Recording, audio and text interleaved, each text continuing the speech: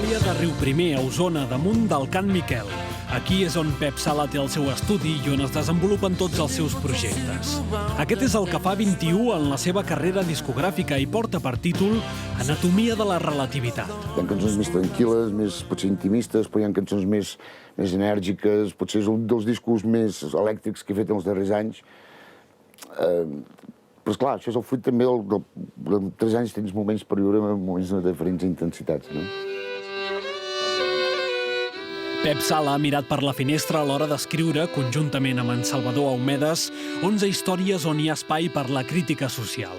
Qualsevol cançó i qualsevol disc és un reflex d'allà on passa el que el fa, no? I aquest disc és molt mirat cap en fora, molt més descrivint el que m'envolta, el que ens envolta a tots, perquè a més vivim un moment social molt curiós, un moment la societat viu un moment molt peculiar, no? És com diu la cançó, és com un circ global, no?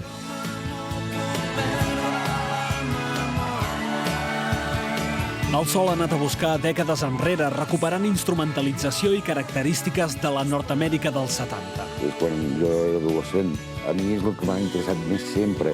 I evidentment aquestes influències són i van sortint i sempre he tingut un so bastant semblant o molt influït per la música que es va fer aquella època, però potser aquest disc encara és més explícit, no?